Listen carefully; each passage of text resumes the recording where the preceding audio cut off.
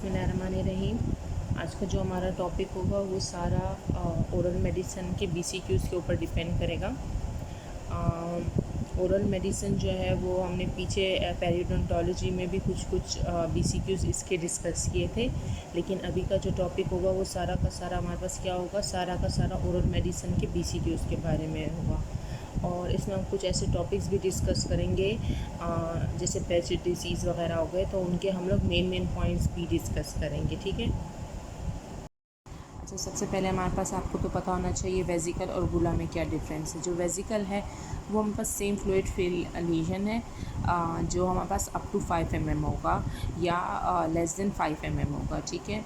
और जो बुला होगा वो क्या होगा, वो मोर देन 5 mm होगा, अप टू 10 mm तक होगा। ठीक है। सेम और सारा फ्लूइड कंटेनिंग वेजिकल होगा। फिर उसके बाद हमारे पास ज़्यादातर ये क्वेश्चन आता रहता है इंट्रा एपिथेलियल लीजन और हमारे पास सब एपिथेलियल लीजन। ठीक है।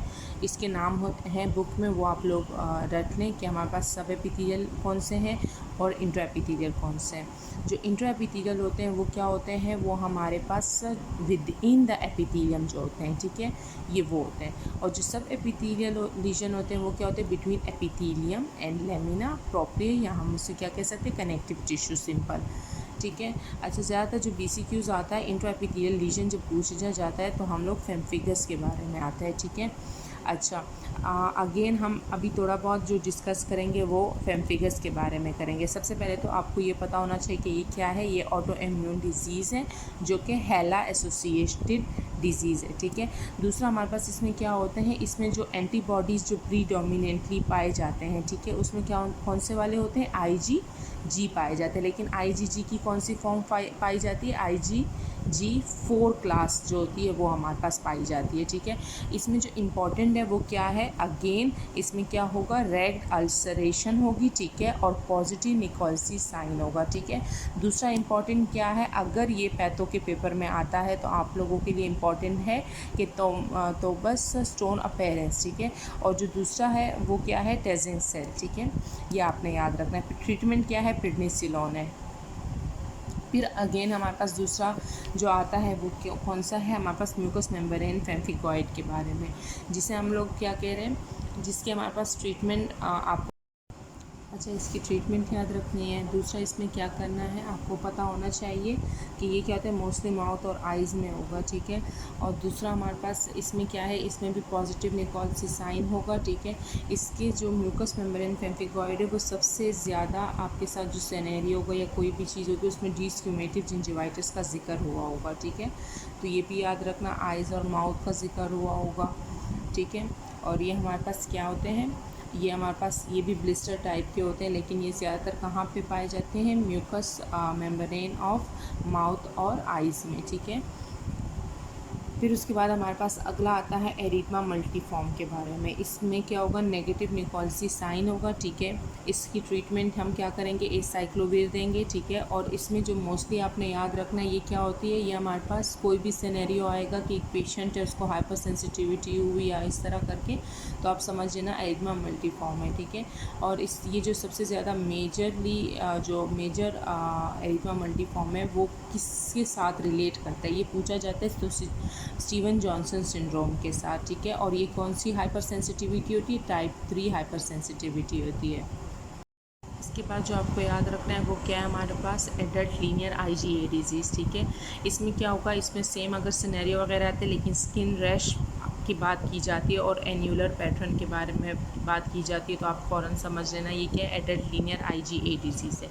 फिर आ जाता है हमारे पास ग्रेनोमेटोमेटस डिजीज़। ठीक है। इसमें क्या होता है, इसमें आपने ये याद रखना है कि अगर नॉन इन्फेक्टिव डिज़ीज़ होगी इसके साथ एसोसिएटेड तो वो क्या होगी, क्रॉन्स डिजीज़ होगी। लेकिन अगर इन्फेक्टिव होगी तो TB होगा। ठीक है। फिर उसके बाद आ जाए अगला जो हमारे पास आता है वो ओरोफेशियल ग्रेनोमेटोसिस के बारे में आता है। ये इंपॉर्टेंट है। इसमें क्या होता है, इसमें कोई भी सिनेरियो दे देंगे और इसमें कहेंगे लेबियल इनलार्जमेंट है। ठीक है। या लेबियल इनलार्जमेंट का जिक्र होगा, या हमारे पास टंग जो होगी स्वेलिंग होगी, या हमारे पास क्या होगा, फिशर टंग होगा, जिंजाइवल इनलार्जमेंट होगी। ठीक है। तो आप फ़ौरन समझ लेना कि हमारे पास ओरल फेशियल ग्रेनुलोमेटोसिस है, ठीक है। और इसकी इटियोलॉजी क्या है? इटियोलॉजी अगेन ये भी हमारे पास एलर्जी की वजह से होता है टू सर्टेन फूड स्टफ, जैसे बेंजोएट वगैरह हो गया, सिनेमन हो गया, और हमारे पास कोबाल्ट वगैरह मेटल्स में आ जाता है, ठीक है। इसमें जो इम्पॉर्टेंट है, इसमें ये वाली बात याद रखनी है सिनेरियो के लिए कि इन्लार्जमेंट ऑफ लिप्स वगैरह होगी, टंग की फिशिंग होगी, और टंग इन्लार्जमेंट भी हो सकती है, ठीक है, और जिंजाइवल इन्लार्जमेंट होती है। और इसके साथ नर्व की पालसी भी होती है। तो कौन सी नर्व की होगी? 7th नर्व पालसी होगी, ठीक है। अच्छा, फिर उसके बाद आ जाती है इसमें जो हमारे पास इम्पॉर्टेंट है वो क्या है?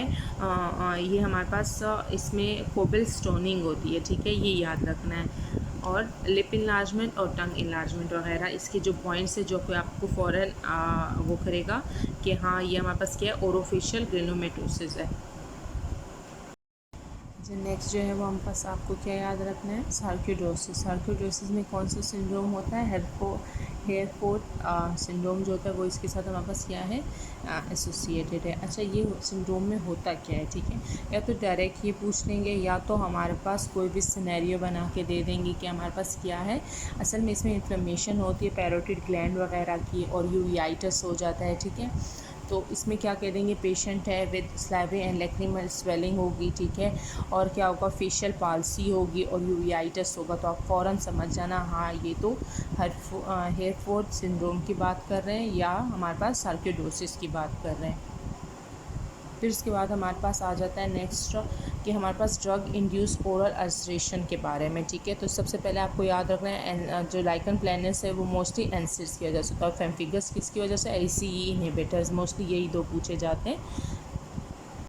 अच्छा, नेक्स्ट जो हमारे पास टॉपिक है वो मम्स के बारे में। सबसे पहले तो आपको पता होना चाहिए पैरामॉक्सी वायरस की वजह से होता है, और जब हम लोग वो करते हैं, जब टेस्ट वगैरह करते हैं या हम देखते हैं एंटीबॉडीज़ के बारे में, तो सबसे ज़्यादा IgM एंटीबॉडीज़ मिलती हैं, ठीक है। और मोस्ट कॉमन कॉम्प्लिकेशन कौन सी है? ऑर्चाइटिस है, ठीक है।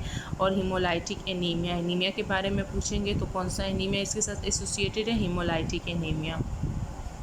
जो नेक्स्ट आपको याद रखना है हमारे पास वो अगेन सिस्ट के बारे में आता है। तो हमारे पास अगर हम सिस्ट के बारे में बात करते हैं तो 2 टाइप्स के होंगे हमारे पास। म्यूकस एक्स्ट्रावेसेशन सिस्ट होता है और म्यूकस रिटेंशन सिस्ट आती है। जो हमारे पास म्यूकस एक्स्ट्रावेसेशन सिस्ट है, ठीक है, ये मोस्ट कॉमन टाइप है, ठीक है, और ये लोअर लिप में मोस्टली पाया जाता है। और ये क्या होता है? ब्लूइश स्वेलिंग होती है ऑन द लोअर लिप, ठीक है, और ये विदाउट लाइनिंग होती है, यानी कि इसमें एपिथेलियल लाइनिंग नहीं होती। और ये मोस्टली कहाँ पे होता है? माइनर ग्लैंड्स में होता है। फिर म्यूकस रिटेंशन सिस्ट के बारे में अगर आपको पता होना चाहिए वो क्या है कि हम बस इसमें एपिथेलियल लाइनिंग होती है, और ये कहाँ पे होता है? मोस्टली मेजर ग्लैंड्स को ही ये इन्वॉल्व करता है, जैसे पैरोटिड ग्लैंड्स हो गए, ठीक है, लेकिन ये माइनर ग्लैंड में भी होता है लेकिन कम होता है, ठीक है। फिर आ जाता है हमारे पास रेन्यूला के बारे में। रेन्यूला क्या है? ये हमारे पास ब्लूइश टाइप की स्वेलिंग होती है, ठीक है, ऑन द सबलिंगुअल ग्लैंड, ठीक है, from the floor of the mouth, ठीक है। तो हमारे पास क्या होगा? फ्लोर ऑफ माउथ में सबलिंगुअल ग्लैंड की वजह से हमारे पास क्या होगा? वहाँ पे स्वेलिंग होगी जो कि ब्लूइश टाइप की स्वेलिंग होती है, और ये मोस्टली यूनिलेटरल होती है जो कि 2 to 3 सेंटीमीटर होती है। इसमें क्या हो जाता है? इसमें ऑब्स्ट्रक्शन हो जाती है, मोस्टली सैलरी ग्लैंड ऑब्स्ट्रक्शन होती है, जैसे सेवरल ड्रग्स ऑफ रेवेनस जो है उनकी ऑब्स्ट्रक्शन हो जाती है। फिर आ जाता है प्लंजिंग रेन्यूला। प्लंजिंग रेन्यूला इंपॉर्टेंट है, ठीक है। इसमें क्या होता है? इसमें माइलोहायोइड मसल का जिक्र होगा, ठीक है।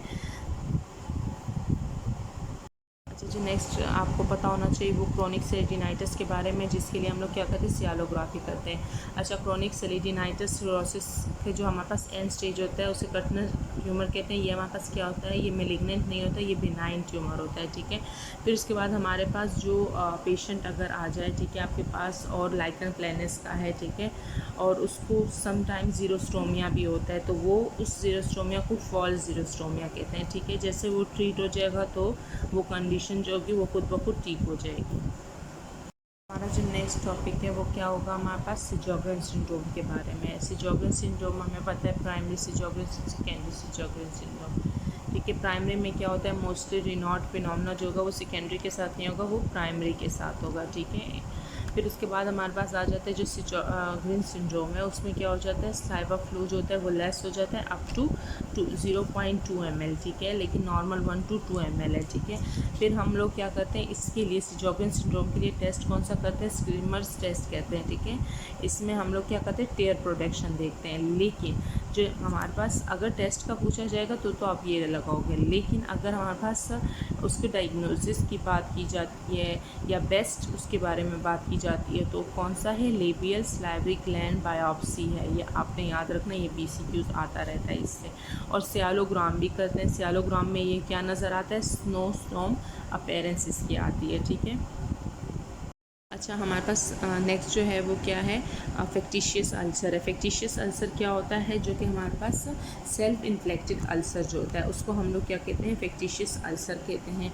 और ये मोस्टली जो हमारे पास साइकोलॉजिकल इशू जिनको होता है उसमें फैक्टिशियस अल्सर पाए जाते हैं।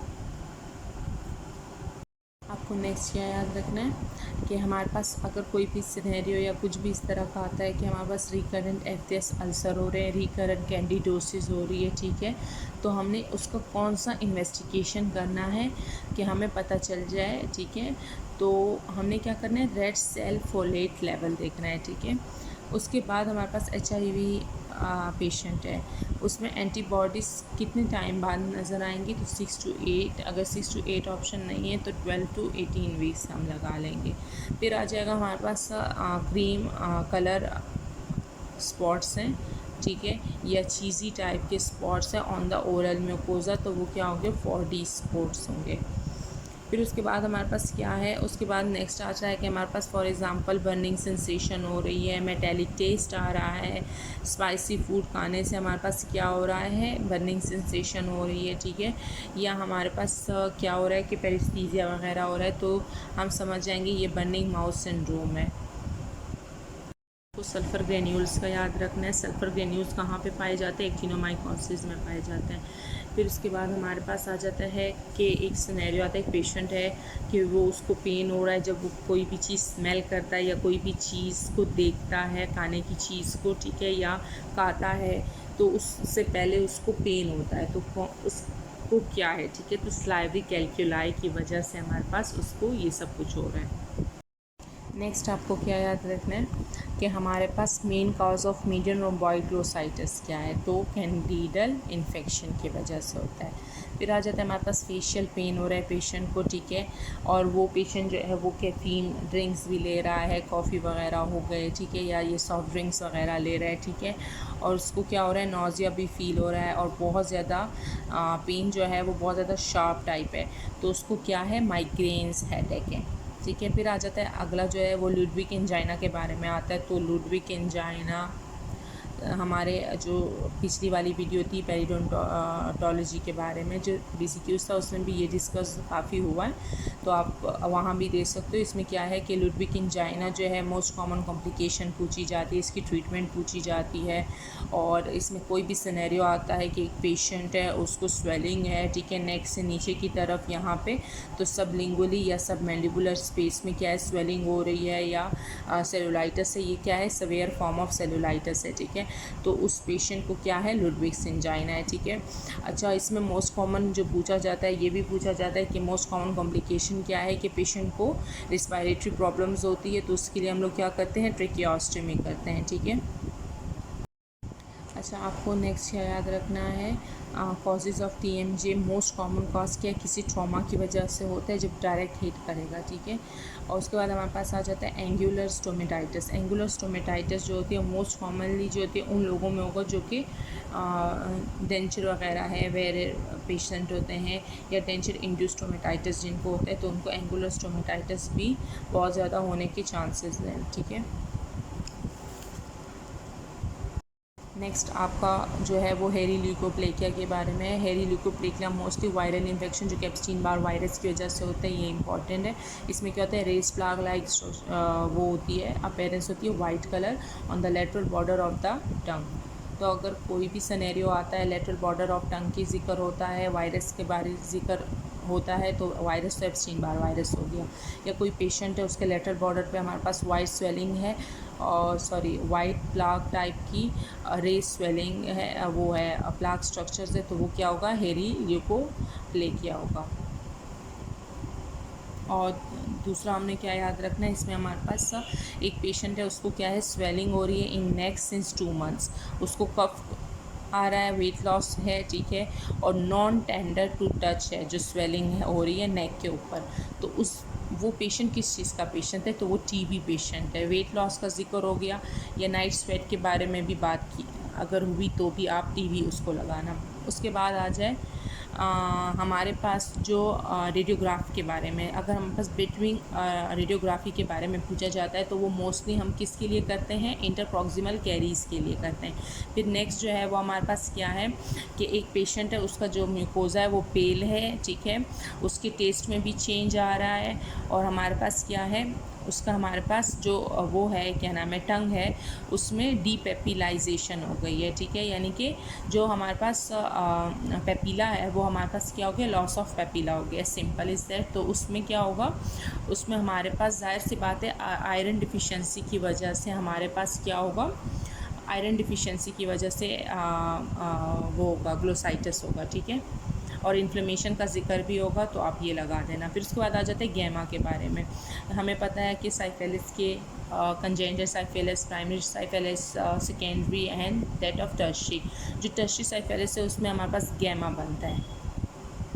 हमारे जो बाकी के मेन पॉइंट्स है वो हम लोग अपने नेक्स्ट वीडियो में इंशाल्लाह डिस्कस करेंगे। अब तक के लिए यहीं तक, अल्लाह हाफिज़।